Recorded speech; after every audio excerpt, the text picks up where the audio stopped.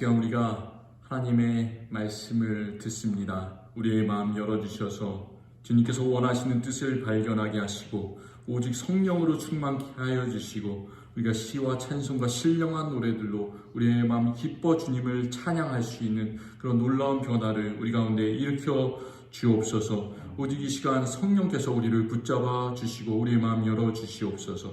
예수 그리스도의 이름으로 기도드립니다. 아멘. 오늘 하나님께서 이 수요일 저녁에 주시는 말씀은 에베소서 5장 15절부터 21절까지의 말씀입니다. 그런즉 너희가 어떻게 행할지를 자세히 주의하여 지혜 없는 자같이 하지 말고 오직 지혜 있는 자같이 하여 그러므로 어리석은 자가 되지 말고 오직 주의 뜻이 무엇인가 이해하라.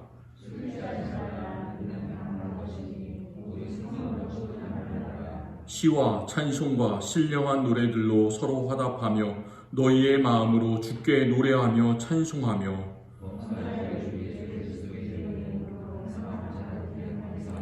같이 읽겠습니다. 그리스도를 경외함으로 피차 복종하라. 아멘. 우리가 수요일에는 에베소서를 처음부터 끝까지 조금씩 읽어나가면서 그 안에 있는 하나님의 뜻이 무엇인지를 찾아보고 있습니다. 그 에베소서를 쓴 사도 바울은 이제 에베소서 뒷부분에서 그리스도인으로 우리 그리스도인이 정말로 어떻게 살아야 되는지를 하나하나 우리에게 말씀해주고 있습니다.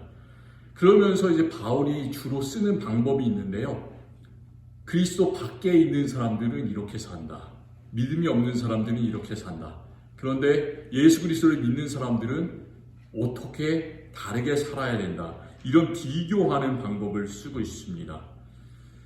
지난 수요일에는 바울이 한마디로 세상 속에 사는 사람들, 그리스도 밖에 있는 사람들이 하는 행동들을 한마디로 딱 얘기를 하고 있어요. 그게 무엇이냐면 바로 음행이라고 얘기하고 있습니다. 음행.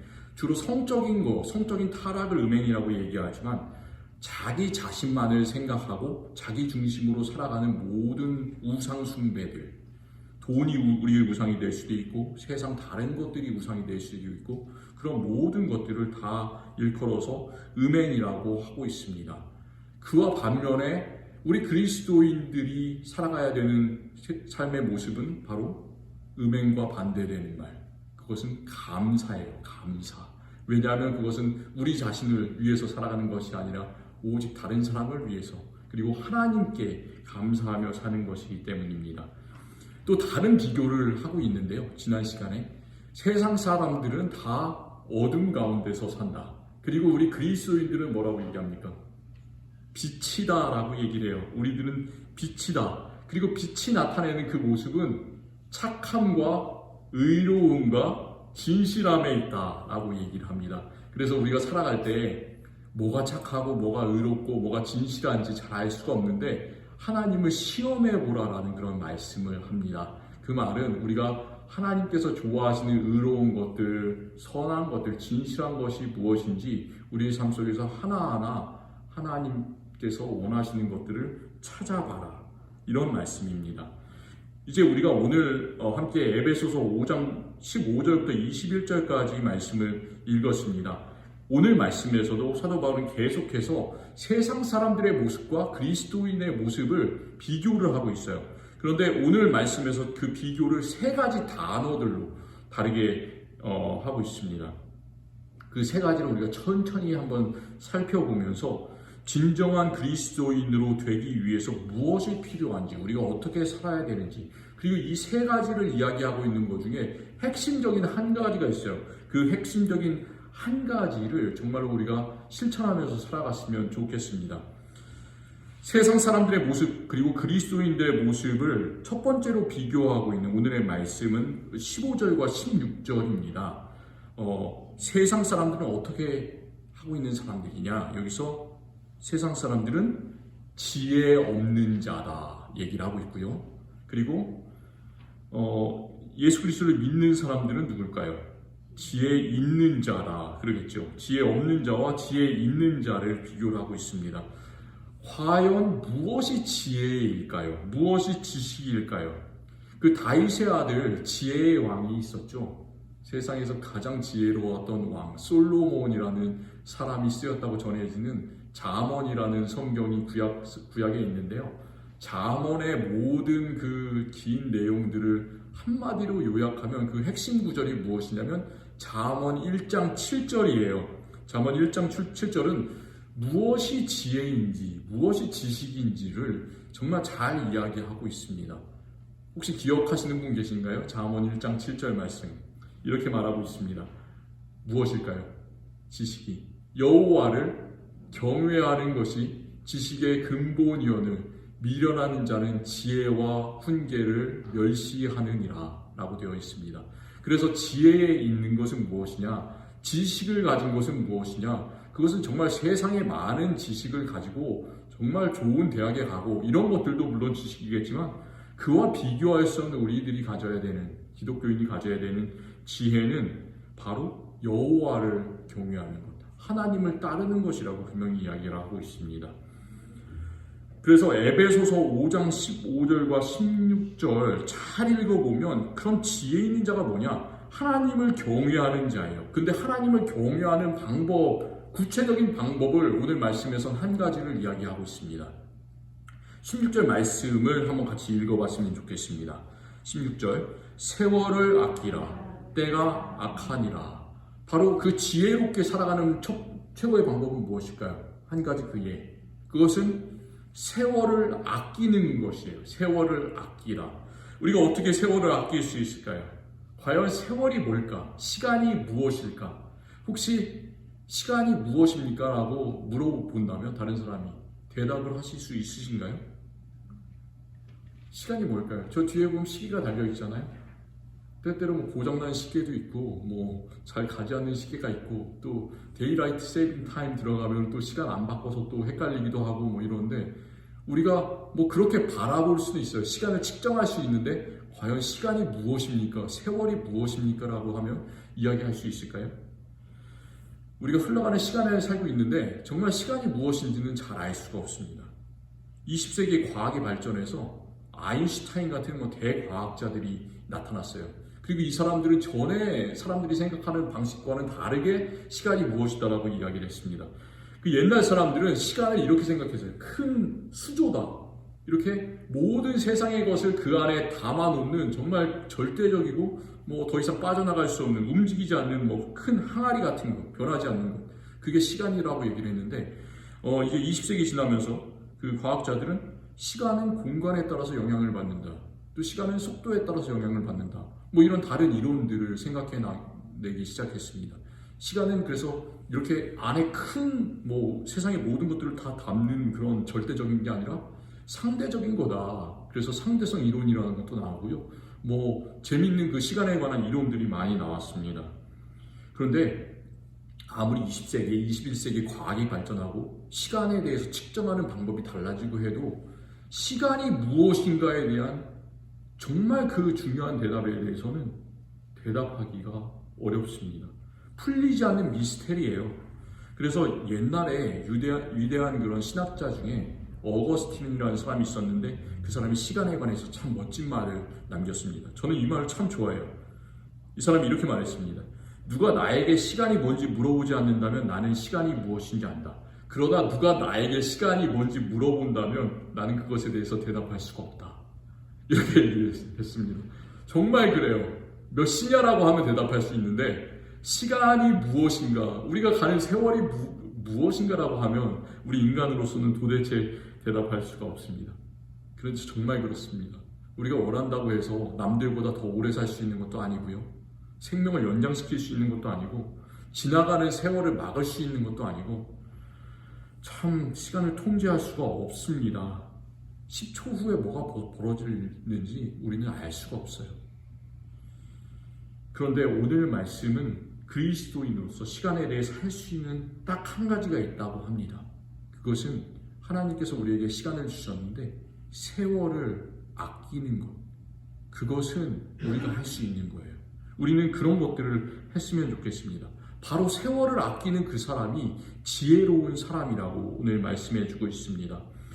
이 세월을 아끼라라는 오늘 16절의 말씀 밑에는 작은 글씨로 각주가 달려 있어요.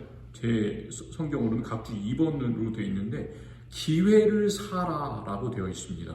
그 세월이라는 말이 기회라는 말로 되어 있어요. 원래 뜻은 기회. 그러니까 세월을 아끼라는 말은 정말 우리가 주어진 시간이 사람마다 똑같고, 우리가 뭐 어떤 사람은 1시간을 3시간으로 살고 하루도 살고 그러진 않잖아요. 똑같은 시간이 주어져 있는데 그 안에서 하나님께서 주신 많은 기회를 발견하면서 찾아가면서 살으라는 그런 말이죠. 그 세월을 아끼고 또 기회를 사는 좋은 방법은 무엇이냐면, 우리가 전주 수요일에 얘기했던 에베소서 5장 9절 말씀과 연결될 수 있을 것 같습니다. 빛의 열매는 모든 착함과 의로움과 진실함에 있느니라. 누구나 똑같은 그 시간을 가지고 살아가지만 우리 그리스도인들이 해야 되는 것은, 세월을 아끼는 방법은, 이 시간 속에서 기회를 가지고 기회를 사는 방법은 하나님께서 원하시는 착한 일, 의로운 일, 진실한 일을 찾아가면서 또 하나님께 영광 돌리는 것인 줄을 믿습니다. 우리가 그렇게 살아갔으면 좋겠어요. 그런데 왜 그리스도인은 세월을 아껴야 되냐? 그 이유를 오늘 말씀에서는 때가 악하니라 라고 얘기를 하고 있습니다. 때가 악하니라. 그런데 우리가 생각할 게, 이 때가 악하니라라는 이 구절을 사도 바울이 거의 2000년 전에 했던 말이에요. 2000년 전에도 때가 악하고 지금 2000년이 지난 다음에도 때는 계속 악해요. 그래서 옛날이 더 악했는지 지금이 악했는지는 정말 모르겠어요. 옛날 우리가 그런 얘기 하잖아요. 우리가 뭐 나이가 10년, 20년 들어갈수록 뭐 50대, 60대, 뭐 70대 계속 갈수록 내가 옛날에는 이랬는데 참 요즘에는 살기 좋아? 뭐 이런 얘기 하지 않습니까? 옛날 얘기. 그런데 사실 자라나는 세대 생각해보면 지금 그 친구들은 더 어려운 세대 속에서 살아가고 있는 거예요. 예, 그렇잖아요. 그래서 세월은 항상 악합니다. 항상. 그런데 그것은 무슨 얘기냐면, 세월이 악하다는 얘기는 시간이 짧다는 얘기예요. 우리가 생각해야 되는 것은 정말 시간이 우리에게 영원히 주어져 있다고 생각하는 것이 아니라, 시간이 짧고 우리는 기독교인으로서 항상 바라봐야 되는 것이 지금 순간을 바라봐야 되는 것이 아니라 앞으로 우리에게 다가올 미래, 그것을 바라봐야 되는 것이죠. 마지막 때를 바라봐야 되는 것입니다. 그래서 마지막 때, 이 악한 시간, 정말 우리에게 주어진 짧은 시간은 우리를 기다려주지 않습니다. 마태복음 25장에는 10처녀의 비유가 나오잖아요. 다섯 처녀는 등불에 기름을 준비해서 갔는데, 미련한 5처녀는 등불에 기름을 준비하지 않고 혼인잔치에 나갔습니다. 혼인잔치 신랑은 예수님을 상징하는 것이겠죠. 그런데 그때 어떻게 합니까? 이 미련한 5처녀들이 등불에 기름을 구하러 밖에 나갔을 때 그 문은 다시 열리지 않습니다. 그냥 닫혀버리는 거죠. 그 마지막 때가 가르쳐주는 것은, 그 이야기가 말씀해주는 것은 바로 이 마지막 때는 정말 준엄하다, 냉혹하다, 한번 닫히면 열리지 않는다라는 거예요. 시간이 무섭다는 것이죠. 그래서 사도 바울은 시간의 무서움을 고린도전서 7장에서 이렇게 말씀하고 있습니다. 형제들아, 내가 이 말을 하노니 그때가 단축하여진 고로 이후부터 안에 있는 자들은 없는 자같이 하며, 우는 자들은 울지 않는 자같이 하며, 기쁜 자들은 기쁘지 않은 자같이 하며, 매매하는 자들은 없는 자같이 하여, 세상 물건을 쓰는 자들은 다 쓰지 못하는 자같이 하라. 이 세상의 외형은 지나감이니라. 이렇게 말하고 있습니다. 이게 우리가 뭐 와이프를 기쁘게 하지 말고 그냥 서로 담쌓고 살라는 이런 얘기가 아니에요. 우리가 기쁨을 전혀 추구하지 말라는 그런 얘기가 아니라, 가장 맨 마지막에 있는 말, 세상의 외형은 지나감이니라. 정말 세상에 많은 사람들이 눈에 보이는 정말로 쓸데없는 것을 때때로 추구하는데, 정말로 우리가 추구해야 되는 것, 중요한 것은 이 세상에서 눈으로 보이는 것이 아니라 정말로 우리의 마음을 지배하는 것, 그 마지막 때 정말 중요한 것, 하나님을 섬기는 것이 진짜로 중요하다라는 것을 말하고 있습니다. 우리가 생각하는 것처럼 우리의 생명은 영원하지가 않아요. 이 땅에서. 물론 천국에서는 영원하죠. 그리고 우리는 항상 있을 것처럼 생각하지만 성경은 항상 시간과 하나님의 영원을 비교하고 있습니다. 시간은 절대 영원하지 않습니다. 우리에게 영원한 것은 오직 한 가지밖에 없어요. 우리가 기대하고 바라는 하나님의 나라.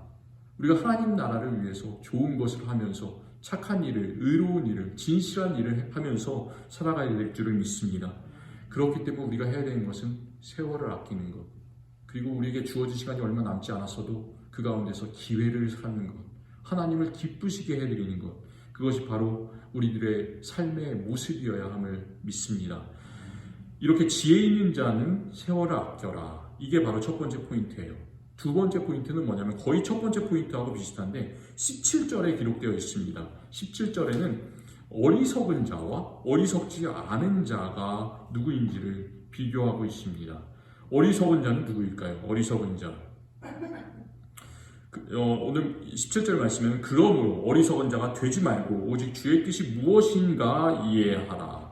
그러니까 어리석은 자가 누구냐면 주님의 뜻이 무엇인지 전혀 신경 쓰지 않는 사람, 이해하지 못하는 사람은 어리석은 자다. 그와 반면에 어리석지 않은 자, 지혜로운 자는 주님의 뜻이 무엇인지를 이해하는 사람이 바로 어리석지 않은 지혜로운 사람이겠죠. 하나님의 뜻이 무엇일까요? 신약 성경에는 하나님의 뜻이 무엇이다 라고 분명하게 얘기하는 구절들이 몇 군데에 나와 있습니다. 혹시 기억하시는 그런 성경 구절들이 있으신가요? 이것이 곧 바로 하나님의 뜻이다 라고 말씀하는 성경 구절들이 몇 군데 있다니까요. 데살로니가 전서 4장 3절에는 이렇게 말씀하고 있어요. 하나님의 뜻은 이것이니 곧 너희의 거룩함이니라. 바로 분명히 하나님의 뜻은 이것이다 라고 얘기해요. 우리가 거룩하게 사는 것. 거룩은 하나님께서만 나타내는 속성이시잖아요. 다른 세상의 모든 것들은 실제로 거룩할 수가 없습니다. 하나님 한 분만 거룩하시기 때문에. 그렇지만 우리는 하나님께 지음받은 사람으로서 또 하나님께 구원받은, 하나님 때문에 구원받은 사람으로서 우리는 그 하나님의 거룩함을 따라서 살아가라는 그런 말씀이에요. 그게 바로 하나님의 뜻이라고. 또 그 다음 장에 나오는 데살로니가전서 5장 16절부터 18절에 나오는 구절은 우리가 참 잘 알고 있습니다. 항상 기뻐하라, 쉬지 말고 기도하라, 범사에 감사하라. 이는 그리스도 예수 안에서 너희를 향하신 하나님의 뜻이니라 라고 말씀합니다. 항상 기뻐하고 쉬지 말고 기도하고 범사에 감사하는 것이 바로 예수님께서 우리에게 주신, 하나님께서 우리에게 주신 하나님의 뜻이라고 말씀합니다. 그리고 또 골로새서 4장 12절도 하나님의 뜻을 말씀하는데 너희로 하나님의 모든 뜻 가운데서 완전하고 확신 있게 서기를 구하노라 이렇게 말씀하고 있습니다. 이렇게 하나님의 뜻을 분명히 말씀하고 있는 이 성경 구절을 찾아보면 바로 하나님께서 원하시는, 우리에게 원하시는 뜻은 우리가 거룩하게 살아라, 완전하게 살아라, 그리고 감사하면서 하나님의 그 완전한 모습을 따라가면서 믿음을 따라서 살아가라. 바로 그게 하나님의 뜻이에요. 그런데 이렇게 하나님의 뜻이 무엇인지 분명히 말씀하고 있는 그런 구절들 말고도 성경 전체는 우리에게 하나님의 뜻이 무엇인지를 곳곳에서 말씀하고 있습니다. 정말 그렇지 않은 구절이라도 우리는 그 안에서 하나님의 뜻을 발견해야 돼요. 제가 그런 적이 있어요. 한국에서 거의 처음으로 목회를 시작했는데 그 당시에 전도서였는지 아니면 그냥 교육부 담당 고등부 교육 목사인지 기억이 안 나요. 그런데 뭐 이제 높으신 부목사님들께서 딱 계셨는데 다 그분들이 좀 큰 교회였어요. 전부 다 휴가를 가시고 저에게 새벽 기도를 하는 그런 기회가 주어졌어요. 그런데 저에게 주어진 말씀이 역대상에 있는 그 족보예요. 므낫세 지파의 족보. 그냥 한 장이 처음부터 끝까지 사람 이름만 나와요. 한 명도 아는 사람이 없어요. 참 이거 설교 어떻게 해야 되나. 한 20분 해야 될 것 같은데. 그래서 정말로 고민을 하다가 맨 마지막에 아는 사람 이름이 딱 한 명이 나왔어요. 슬로브앗이라고. 슬로브앗의 딸들에게도 그 땅을 아들들과 같이 주었다. 뭐 이런 내용이 나와요. 그래서 그 한 구절을 가지고 전체 그 한 장의 성경을 풀어냈던 그런 기억이 납니다. 그러니까 이게 우리가 어떤 성경 구절을 읽더라도 그 안에서는 하나님의 뜻을 찾으려고 노력하는 것, 그것이 바로 우리 그리스도인들이 해야 될 일인 줄을 믿습니다. 그래서 17절에서 오직 주의 뜻이 무엇인가 이해하라 이 말씀과 그 5장 10절 우리 전주에 함께 살펴본 주를 기쁘시게 할 것이 무엇인가 시험하여 보라. 이 말씀은 일맥상통하는 구절이에요. 하나님의 뜻이 무엇인지, 우리의 삶이 뭐 복잡하고 우리의 삶이 뭐 큰일이 일어나지 않고 평범하다고 할지라도 그 작은 것에서부터 무엇이 하나님의 뜻인지 우리가 정말로 구체적으로 하나하나 찾아봤으면 좋겠습니다. 그리고 우리가 지혜 있는 자가 되기 위해서 또 주의 뜻이 무엇인지 이해하기 위해서 필요한 조건이 있어요. 그 조건이 오늘 우리가 읽은 말씀의 마지막 부분 18절부터 나옵니다. 저는 오늘 이 말씀을 가장 강조하고 싶습니다. 세 번째 포인트, 여기서는 세상 사람은 이렇다, 또 그리스도인들은 이래야 된다를 정말로 중요한 말로 비교를 하고 있습니다. 세상 사람들은 어떻게 합니까? 18절 말씀에는 술 취하지 말라라고 하죠. 술을 직접적으로 우리가 마셔야 술 취하는 게 아니라, 이 말은 술이라는 것이 상징하는 단어는 세상에서 나만을 기쁘게 해주는, 나만에 빠지게 하는, 이기적으로 만드는 모든 것들을 다 술이라고 하고 있습니다. 술 취하면 기분이 좋은 이유는 세상을 돌아보지 않게 되는 거잖아요.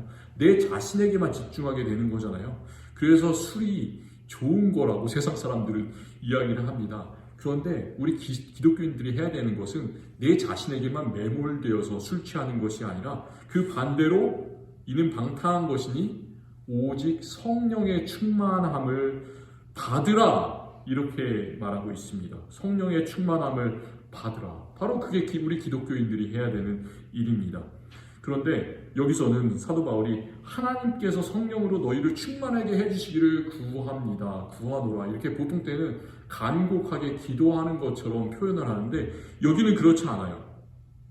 오직 성령으로 충만함을 받으라, 이렇게 얘기를 해요. 명령형으로 얘기를 합니다. 이 말씀은 성령 충만하게 우리를 해주시는 것이 오직 하나님께 달려있기 때문에 그냥 우리는 전혀 신경 쓸 바가 아니다, 그냥 우리가 이렇게 적당히 살아가면 하나님께서 성령 충만을 주신다, 이런 말이 아니에요. 왜 바울이 이토록 강하게 성령 충만을 받으라 이렇게 딱 명령으로 얘기를 했을까요? 그 말은 성령 충만을 받기 위해서 우리가 해야 되는 일이 있다는 거예요. 성령 충만을 받기 위해서 우리는 성령을 초청해야 돼요. 우리 마음속에. 예수님께서 우리의 마음을 두드리고 계시다고 요한계시록에서 이야기하시잖아요. 내가 그 언저리를 맴돌고 있다면 문을 열고 예수님을 초청하는 일을 우리가 해야 됩니다.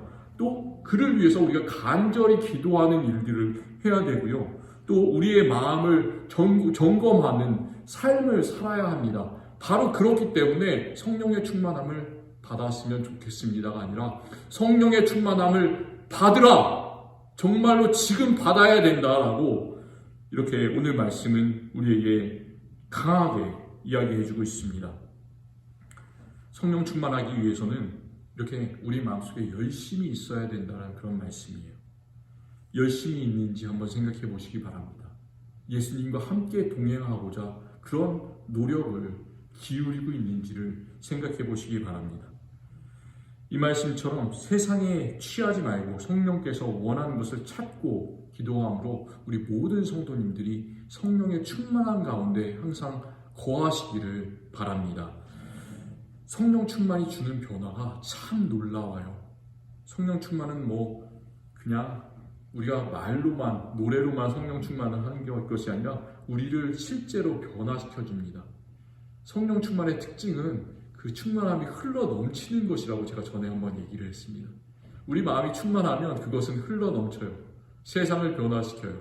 옆에 있는 사람들을 바꿉니다. 그 변화가 19절부터 21절까지 나와 있는데요. 우리는 성령 충만할 때 19절 말씀에는 찬송하게 된다고 이야기를 합니다. 시와 찬송과 신령한 노래로 화답한다고, 찬송한다고. 그리고 또 20절 말씀에는 범사에 주 예수 그리스도의 이름으로 항상 하나님께 감사한다고, 성령 충만하면 감사해요. 그리고 21절에는 성령 충만한 사람들이 피차, 그리스도를 경외함으로 피차 복종하게 되는 거죠. 싸우지 않고 서로를 높여주며 서로를 위해서 복종하는 것. 그것이 바로 성령께서 우리에게 해주시는 놀라운 변화들입니다. 저는 19절 말씀에 좀 초점을 맞추고 싶어요. 19절 말씀이 유명한 구절이잖아요. 교회 음악을 전공하는 많은 사람들이 있는데 이 사람들이 시와 찬송과 신령한 노래, 이 멋진 단어들이 나오는 이 구절을 오늘날의 교회 음악의 모델로 연결시키려고 하는 그런 일들을 참 많이 합니다. 요즘 교회에서 부르는 노래는 참 다양해요. 제가 뭐 기타 치면서 오늘 찬양을 같이 했는데요. 뭐 기타도 칠 수도 있고요, 피아노도 칠 수도 있고요, 옛날부터 오르간도 쳤고요, 드럼도 연주하고요, 또 노래 장르도 뭐 되게 다양한 그런 찬양들을 우리가 많이 부르고 있습니다. 어떤 분들은 뭐 그런 것들을 좋아하고, 어떤 분들은 좀 이건 아니다 뭐 이렇게 생각하시는 분들도 있고, 그래서 교회 음악을 이 어떤 방향으로 나가야 되는가에 대한 끊임없는 논쟁거리들이 지금 거의 2000년이 됐는데 옛날 2000년 전부터 있어 왔습니다. 이 바울 시대부터 교회에서 찬양을 어떻게 해야 되는가, 이런 논쟁들이 있어 왔어요. 그렇기 때문에 시와 찬송과 신령한 노래를 부르라고 이야기를 하는데요. 그런데 오늘 에베소서 5장 19절의 이 구절을 오늘날 우리가 교회 음악을 생각할 때 그대로 적용되는 구절로 우리가 그대로 그거를 이제 적용시키기는 참 어렵습니다. 왜냐하면 그 2000년 전에 초대교회에서는 오늘날처럼 다양한 음악을 가지지 않았기 때문에, 뭐 다른 악기들이 있었고 그렇지 않기 때문에 이것을 그대로 우리가 지금 이렇게 해야 된다라고 똑같이 적용하기는 어려워요. 그리고 또 오늘 여기서 말씀에서 나온 시와 찬송과 신령한 노래가 무엇인가에 대한 여러 가지 많은 논란들이 있습니다. 시와 찬송과 신령한 노래, 세 가지 다른 것을 얘기하는데 그게 과연 똑같은 걸까요? 아니면 다른 걸까요? 어떤 사람들은 이게 똑같은 단어라고 얘기해요. 시와 찬송과 신령한 노래는 하나님께 드리는 모든 찬송을 다 합쳐서 다른 말로 표현한 것이다, 이렇게 얘기하는 사람이 있는 반면에, 다른 사람들은 이 시, 찬송, 신령한 노래를 구분을 합니다. 시는 무엇인가 하면 시는 시편이에요. 시편에 있는 찬송. 우리가 오늘 함께 시편 찬송들을 뭐 박수치면서 노래하면서 기타 치면서 불렀는데요. 그 시편 찬송, 시편에 나타난 그런 구절들을 이제 배경으로 해서 같이 어떻게 찬송을 불렀는지는 모르겠어요. 왜냐하면 우리가 읽는 시편은 그냥 곡조는 있지 않고 글만 나와 있기 때문에. 근데 그 당시에는 사람들이 그것을 그냥 악보로 만들어서 부른 것이 아니라 왠지 다 같이 노래하면서 그것을 다 외웠겠죠. 기억했겠죠. 그래서 같이 불렀겠죠. 그게 바로 시편, 시이고요. 그리고 찬송은 이 시보다는 조금 더 이렇게 복잡해진 형태로 우리가 성가대라든지 찬양대가 부르는 그런 그 정형화된 스타일의 그런 찬송이라고 한다고 합니다. 그리고 신령한 노래는 무엇이냐면 예배 중에 사람들이 성령 충만함으로 그냥 그 자리에서 노래를 만들어가지고 부르는 그런 찬송을 신령한 노래라고 불렀다고 해요. 근데 그게 하나의 이론이고요. 사실 이게 똑같은 것인지 다른 것들인지는 정확하게 알 수가 없습니다. 그런데 이런 눈으로 보이는 그런 찬송의 형식들보다 더 중요한 것이 있는데 그게 무엇이냐면 오늘 19절 말씀에서 찬송을 어떻게 우리가 하나님께 드려야 되는지, 우리의 마음가짐이 어때야 되는지를 얘기를 하고 있습니다. 우리는 복잡한 찬양이든지 이게 찬송가이든지 복음성가이든지 기타를 치면서 찬양하든지 그냥 피아노 없이 찬양을 하든지 이런 것들이 중요한 것이 아니라 오늘 말씀에서 우리가 알아야 되는 것은 하나님께 이런 마음으로 찬송을 드려야 된다, 그 말을 하고 있습니다.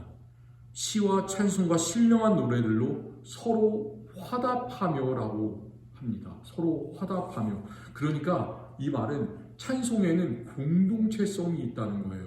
우리가 혼자 기뻐서 부르는 찬송도 중요하지만 서로 화답하며 라는 말은, 우리가 주일 예배에는 교동문이라는 순서가 있잖아요. 교동문이 참 딱딱한 순서입니다. 목사가 한마디를 이렇게 읽고요, 또 다른 회중들이 한마디를 읽고 번갈아 가면서 교동문을 읽는데 왜 과연 이 교동문이, 이 딱딱한 형식들이 예배에 들어가 있는가 생각하시는 분들이 있을지도 모르겠어요.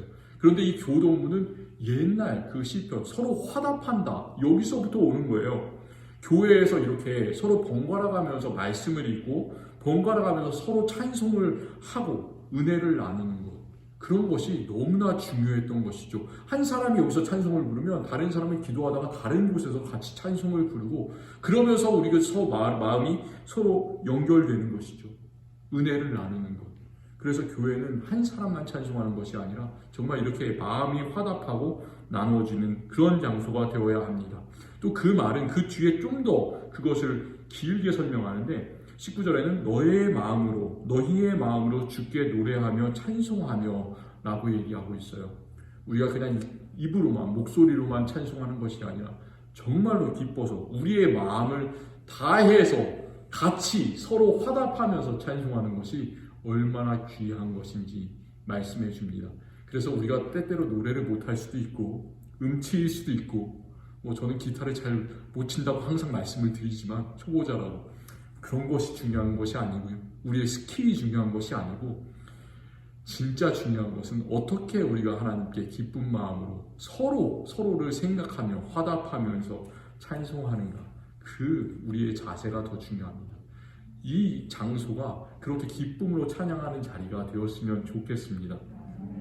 그래서 오늘날 우리가 교회에서 찬송이 살아난다는 뜻은 새롭고 어려운 노래를 신곡을 발굴해서 부르자 이런 거 가지고 싸우는 경우가 있어요. 어떤 사람들은 쉬운 찬양 부르자고 그러는데 어떤 사람들은 어려운 찬양 부르자 그래서 싸우는 사람들도 있고요. 그런데 정말 그런 것은 중요한 것이 아니라 우리가 함께 마음을 다하여서 하나님께 쉽든지 어렵든지 이것을 감사함으로 하나님께 찬양하는 것. 그때 우리 마음속에서 섬김의 마음이 살아나고 또 성령 충만의 마음이 살아나고 그것이 진정한 찬송인 줄 믿습니다. 오늘 말씀 우리에게 여러 가지를 건면해요. 너희는 오직 지혜 있는 자가 되라. 세월을 아끼라. 오직 주의 뜻이 무엇인지 분별하라. 범사에 감사하라. 피차 복종하라. 이 많은 그런 변화들이 일어나기를 우리 마음에 요구하고 있는데 그것은 오직 한 가지를 통해서 이루어지는 것을 우리는 기억해야 됩니다. 우리가 그러기 위해서는 우리의 마음이 어떻게 해야 될까요? 18절 말씀처럼 술 취하지 말라. 이는 방탕한 것이니 오직 성령의 충만을 받으라. 성령의 충만을 받는 저와 우리 모든 성도님들이 되셨으면 좋겠습니다. 우리가 그럴 때만 이런 많은 변화들이 일어날 수가 있어요. 그리스도인으로 삶이 때때로 희미해질 때가 있습니다. 기도하기 힘들 때가 있습니다. 세상으로 우리의 모습이 나갈 때가 있어요.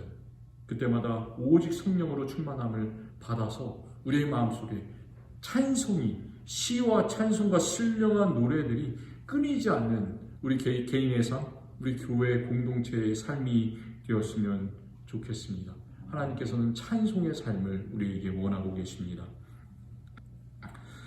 하나님 감사합니다. 오늘 우리가 에베소서 5장 말씀 통해서 지혜 있는 자로서 또 세월을 아끼는 자로서 어리석은 자가 아니라 주님을 아는 자로서 또 시와 찬송과 신령한 노래로 서로 화답하며 찬송하고 그리스도를 경외하는 자로서 또 항상 감사하는 자로서 살아나갈 수 있도록 우리에게 명령을 주시니 감사합니다. 그를 위해서 오직 성령으로 충만함 받기를 원합니다. 하나님 우리 마음이 정말로 닫혀있다면 열어주옵소서. 성령께서 강권적으로 역사하여 주시옵소서. 그래서 우리 마음 열어주시고 우리가 온전히 예수 그리스도의 사람으로 되게 하여 주시옵소서. 그래서 우리 주변에 있는 사람 변화되게 하여 주시고 우리 가운데서 기쁨이 일어나게 하여 주시고 웃는 모습들이 우리 뜻 때문에 나타나게 하여 주시옵소서. 우리 교회를 붙잡아 주시옵소서. 주님께서 세우신 교회, 주님께서 이끌어 주시고 이 가운데서 놀라운 주님의 찬송이 시와 찬송과 신령한 노래로 함께 기도하며 화답하고 주님께 감사하는 역사들이 일어날 수 있게 우리 교회를 주님께서 붙잡아 주시옵소서.